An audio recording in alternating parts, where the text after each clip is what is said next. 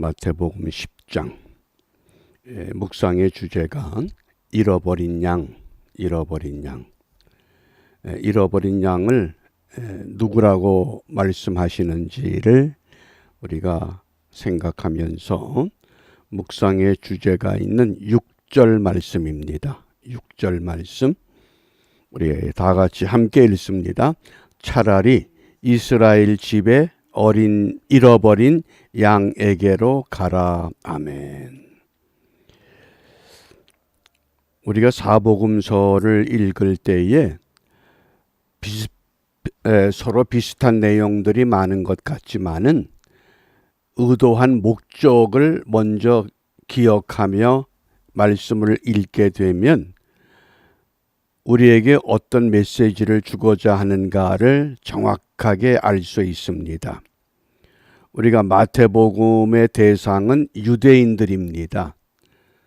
그 유대인들에게 메시아가 왕으로 오셨다고 하는 것, 이것을 강조한 겁니다. 예수님은 만왕의 왕이시다. 또 마가복음은 그 대상이 로마 사람들입니다. 당시 로마가 세상을 지배하고 있기 때문에 그 강한 권력 앞에서 예수가 왕이다 그러면 마치 정치적인 음모를 꾸미는 것 같은 느낌을 갖기 때문에 예수님은 종으로 오셨다. 섬기는 자다. 그래서 어떤 정치적인 이해나 충돌을 미리 예방을 한 겁니다. 세 번째 누가복음은 예수님은 사람으로 오셨다. 인간. 왜냐하면 그 대상이 헬라 사람들입니다. 헬라 철학의 주 관심이 인간이란 누구냐, 사람이 도대체 어떤 존재냐. 그래서 메시아가 곧 사람이다. 이것을 강조하게 됩니다. 그리고 요한복음은 전혀 좀 다른 각도에서 예수님은 하나님의 아들이시다. 그래서 하나님의 아들됨을 선포하는 것. 그렇기 때문에 마태, 마가, 누가는 같은 관점에서 예수님을 기록하기 때문에 공관복음, 그리고 요한복음을 합쳐서 사복음. 그러면 오늘 이 마태복음 10장은 이스라엘 집에 잃어버린 양. 유대인들은 오래전부터 메시아를 갈망하고 살아왔습니다. 그런데 막상 예수님께서 유대 땅에 오셨을 때에 그들이 갈망하던 메시아가 아니라고 생각을 하기 때문에 자꾸 반역의 일을 음모하게 됩니다. 그러므로 오늘 예수님께서 오늘 10장에서 12 제자들을 부르셨습니다. 그 제자들을 부르시고 다른 데 가지 말고 먼저 유대 백성, 이스라엘 백성, 메시아를 갈망하던 사람들, 그것이 잃어버린 양입니다. 그러나 이것이 오늘 우리의 삶에 적용이 될 때에 잃어버린 양은 누굽니까? 예수 그리스도를 영접하지 못했고 믿지 않고 알지 못하는 불신자들, 그들이 곧 우리에게는 잃어버린 양이 된다고 하는 것. 그래서 이 마태복음 10장이 곧 이 전도자에 대한 소명의 말씀과 같습니다. 그러면 오늘 이 잃어버린 양에게 이 제자들을 파송할 때 어떻게 하셨는가? 1절 말씀입니다. 이 말씀을 잘 읽어보시기 바랍니다. 함께 읽겠습니다. 예수께서 그 12 제자를 부르사 더러운 귀신을 쫓아내며 모든 병과 모든 약한 것을 고치는 무엇을 주시니라? 권능을 주시니라. 아멘. 이 권능을 잘 기억하셔야 됩니다. 어떻게 이해가 되십니까? 많은 분들이 이 권능에 대한 이해를 사도행전 1장 8절과 연결하기가 쉽습니다. 성령이 너희에게 임하시면 너희가 무엇을 받고? 권능을 받고. 그런데 제자들을 부르실 때의 권능과 예수님이 주시는 권능과 보혜사 성령이 주시는 권능은 전혀 다릅니다. 우리말로 번역은 권능이라고 하는 어떤 힘, 어떤 권력을 의미하는 것 같지만은 이 마태복음 10장 제자들을 부르시면서 귀신을 쫓아내라, 모든 병과 모든 약한 것을 고치라, 이때 권능이라고 하는 것은 특별한 에쿠시아, 이 에쿠시아가 뭔고 하니 우리말로 정확하게 번역을 한다 그러면 자격을 주신다, 그 뜻입니다. 왜 제자를 부르셨느냐? 너희들에게 귀신을 쫓아내는 자격, 또 모든 병과 모든 약한 것을 고치는 자격을 주셨다는 겁니다. 그러니까 우리가 마치 권능이라고 생각하니까 이 자격은 누가 주십니까? 예수님이 주신 겁니다. 그러나 성령이 주시는 건 뭡니까? 그건 또 권능입니다. 그건 이제 설명을 하겠습니다. 요것을 잘 이해하셔야 됩니다. 그래서 우리 이 한글 개역성경이 이 에쿠시아나 두나미스를 전부 권능 이렇게 번역하기 때문에 자꾸 우리가 읽으면서 혼돈이 옵니다. 그 대표적인 예가 사도행전 1장 7절에 가라사대 때와 기한은 아버지께서 자기의 권한에 두셨다. 이때 권한도 에쿠시아입니다. 뭡니까? 아버지의 권리입니다. 어느 누구도 그 권리는 침해할 수 없습니다.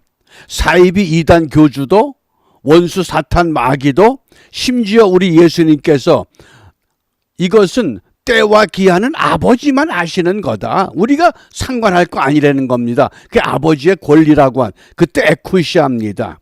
그런데 사도행전 1장 8절에 성령이 주시는 권능, 이건 두나미스입니다. 그래서 에쿠시아 자격은 누가 주느냐? 예수님이 주십니다. 다시 한번, 자격은 누가 주시냐? 예수님이 주십니다. 그래서 요한복음 1장 12절 영접하는 자 곧 그 이름을 믿는 자들에게는 하나님의 자녀가 되는 무엇을 주셨습니까? 권세, 그게 에쿠시아입니다. 누가 주십니까? 예수님이. 언제 주십니까? 예수님을 믿을 때. 그래서 이 에쿠시아라고 하는 이 자격, 이것은 예수님이 주시는 힘을 말합니다. 은혜를 말합니다. 그리고 보혜사 성령이 주시는 건 뭡니까? 두나미스. 그것을 권능이라고 오늘 우리가 이해하시면 좋겠습니다. 그래서 이 에쿠시아와 이 두나미스라고 하는 이 두 용어가 우리 성경에서 이렇게 혼잡하게 쓰이지만은 요 맥을 정확하게 우리가 갖고 이해를 하시면, 그러니까 마태복음은 메시아가 왕이시다. 왕은 왕의 나라가 있어야 됩니다. 왕의 권세가 있어야 됩니다. 그 권세가 뭡니까? 에쿠시아라고 하는 겁니다. 그런데 그 에쿠시아를 어떻게 보증하십니까?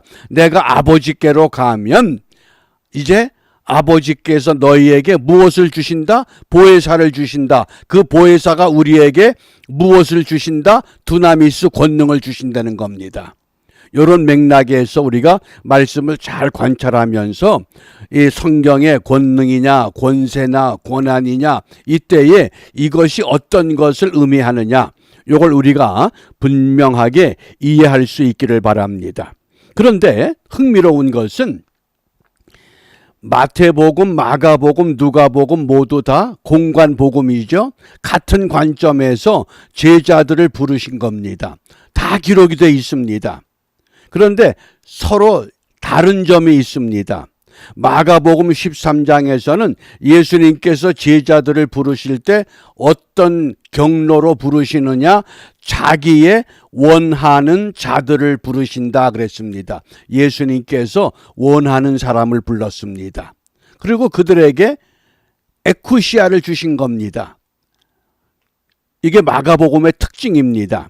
반면에 누가복음 6장에서는 제자들을 부르시기 전에 밤새도록 기도하십니다. 그리고 날이 밝았을 때에 그냥 제자들이 아니라 그 제자라고 하는 그 단어 앞에 정관사를 붙였습니다. 그 제자들을 부르사. 그러니까 평소에 가깝게 교제했던, 평소에 가깝게 나를 따라오라고 부탁했던 그 제자들을 이제 하나로 묶어버린 겁니다. 그래서 그 제자라는 게 있습니다. 그런데 특이한 것은 마태복음에서는 제자를 부르시는데 제자로만 부르신 것이 아니라 어떻게 부르시느냐? 그 제자들을 오늘 10장 2절에 보면 아주 특이한 것이 나옵니다. 12사도 그랬습니다. 사도. 요건 마태복음에만 쓰이는 겁니다. 사도.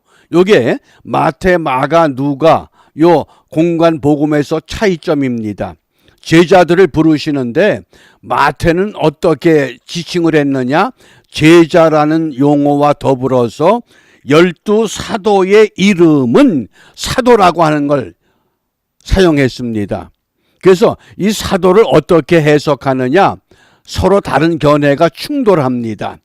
그래서 어떤 분들은 이제 현대에는 사도가 없다 이렇게도 얘기를 합니다. 왜냐하면 그 사도라고 하는 그 의미, 그 사도가 어떤 뜻이냐? 사도라고 하는 것이 사도의 의미는 우리가 중요한 의미가 있습니다. 사도를 좁은 의미에서 사도와 넓은 의미에서 사도로 이해해야 됩니다. 그래서 좁은 의미로 해석할 때는 오늘날은 사도가 없다고 해석할 수밖에 없습니다. 그게 키포인트입니다. 다시 한번, 왜 어떤 분들은 오늘날은 사도가 없다 이렇게 단정하느냐? 그 까닭은 사도에 대한 이해를 좁은 의미로 해석하기 때문에 그렇습니다. 그러면 좁은 의미의 사도는 누구냐? 쉽게 말하면 예수님과 동시대에 살아야 됩니다. 이걸 좀 더 구체적으로 요한의 세례 때부터 예수님이 승천할 때까지, 요거는 한정된 기간 동안에 예수님과 같은 시대에 살았던 사람, 그 중에서 사도가 뽑힌다는 겁니다. 그 다음에 두 번째는 예수님께서 친히 세우신 사람들, 친히 부름받은 자. 그 다음에 세 번째는 예수님의 부활을 목격하고 부활을 증거하는 사람. 그러면 오늘날은 이 세 조항에 해당될 수가 없기 때문에 오늘날은 사도가 있을 수 없다. 이렇게 해석하고 설교하는 겁니다. 그런데 성경에 보면 넓은 의미의 사도에 대한 이해가 있습니다. 그래서 사도가 오늘날도 사도가 있을 수 있다. 이렇게 해석하고 설교할 때는 사도에 대한 이해가 넓은 의미라고 하는 것. 왜냐하면 12제자뿐만 아니라 많은 초대교회 전도자들, 특히 바울과 바나바도 사도라 그랬습니다. 또 안드로니고와 유니아, 또 실루아노, 예수의 형제들까지 전부 사도로 지칭을 했습니다. 그래서 사도라고 하는 걸 좁은 의미로 해석할 때는 오늘날 사도가 없다. 그러니까 때로는 교인들이, 아니 목사님, 어떤 목사님은 어떤 사람은 사도가 없다는데요. 그건 좁은 의미의 관점에서 이해하면 없습니다. 그러나 넓은 의미에서 보면 또 우리 주님께서 많은 사람들을 사도로 말씀 가운데서 그들을 세우셨다고 하는 것, 이것을 이해하시면 좋겠습니다. 그래서 이 12제자, 12사도, 그럼 왜 12이냐?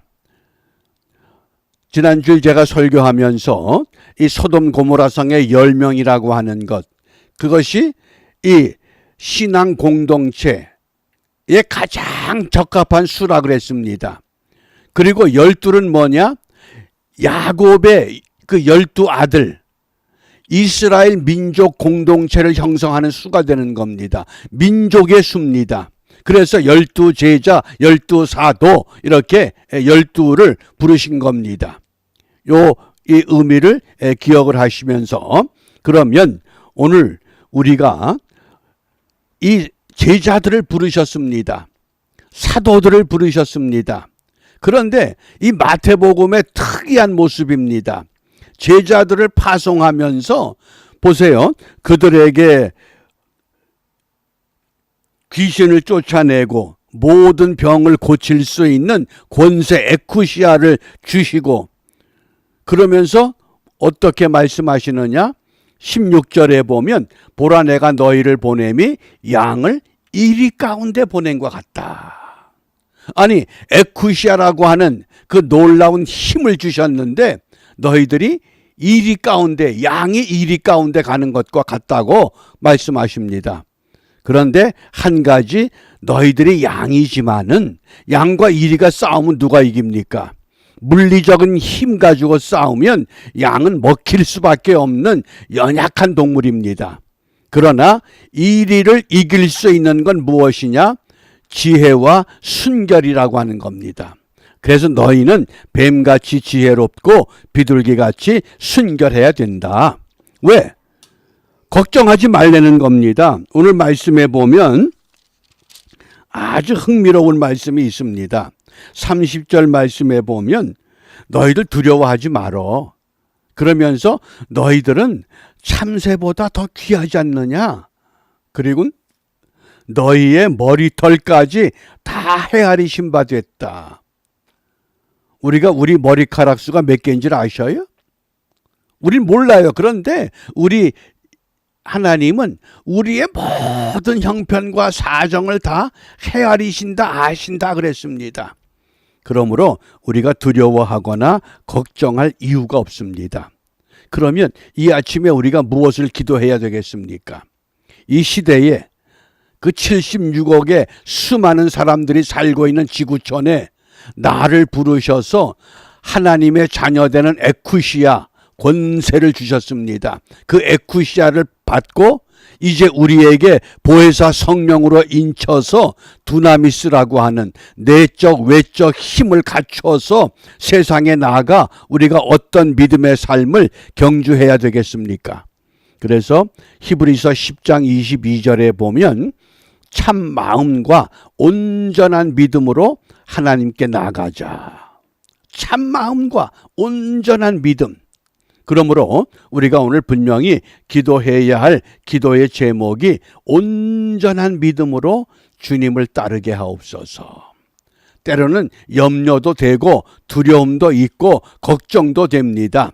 그러나 너희는 지혜롭게 순결하게 너희의 모든 것들을 다 헤아리시는 하나님 앞에서 온전한 믿음으로 주님을 따르게 하옵소서. 그러니까 우리의 소원이 뭐가 됩니까? 예수를 바르게 잘 믿는 것, 그게 우리 소원이 돼야 됩니다. 내가 어떻게 하면 예수님을 좀 더 바르게 잘 믿을 수 있을까? 그러기 위해서는 우리의 언행 심사를 지혜롭게 해야 됩니다. 대부분의 사람들이 내가 오늘 은혜 받았다 라고 이야기할 때에 정말 내가 모르던 것을 깨닫게 하고 내가 잘못한 것을 회개케 하는 은혜가 아니라 평소에 내가 생각하고 있던 것과 같은 것을 이야기하고 같은 것을 깨우쳐주면 이게 은혜구나. 내 생각이 맞구나. 그건 자기 합리화입니다. 그러므로 온전한 믿음으로 주님을 따르게 하옵소서. 그러기 위해서는 우리가 우리의 언행 심사를 정말 지혜롭게. 지식은 뭡니까? 지식은 정보입니다. 정보. 오늘 유튜브 동영상들이 우리에게 얼마나 많은 정보를 줍니까? 그건 지식입니다. 지혜는 뭡니까? 지혜는 문제를 해결할 수 있는 열쇠를 갖는 게 지혜입니다. 정보만 가지고는 되질 않아요. 근데 사람들은 정보를 마치 지혜처럼 사용합니다. 이렇게 하지 말라고 그랬다. 이거 먹지 말라고 그랬다. 이거 이렇게 요리하라고 그랬다. 이거 이렇게 만들라고 그랬다. 그건 정보입니다. 사람마다 다 형편과 사정이 다릅니다. 그러므로 우리는 지혜롭게 어떤 문제에 부딪혔을 때 그 문제를 예수님의 방법으로, 예수님의 생각대로, 예수님의 뜻대로, 그것이 온전히 주님을 따라가는 믿음의 자세라고 하는 것, 이것을 염두에 두고 오늘 잃어버린 양은 누군가? 이 시대에 내가 찾아야 할 잃어버린 양이 누구인가? 우리가 2월 한 달 정말 중보 기도자로서 바르게 세워져서 우리 주위에 아직도 내 가족이 될 수 있고 또 내가 만나는 사람이 될 수 있습니다. 내가 자주 만나는 사람 가운데 아직도 주님을 영접하지 못한 사람이 있다 그러면 정말 그를 위해서 우리가 중보 기도함으로 온전한 믿음으로 주님을 따라가는 일에 승리하시고 성공하는 은혜를 마음껏 누리는 복된 하루가 되시기를 바랍니다. 기도합니다. 은혜로우신 아버지 하나님, 예수님을 믿음으로 자녀가 되는 권세 에쿠시아를 주시고 성령님을 통해 능력 두나미스를 우리에게 허락해 주셨습니다.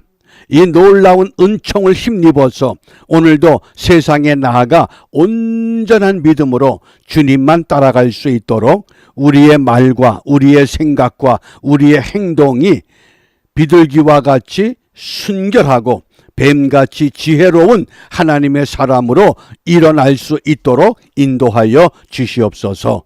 예수님 이름으로 기도합니다. 아멘.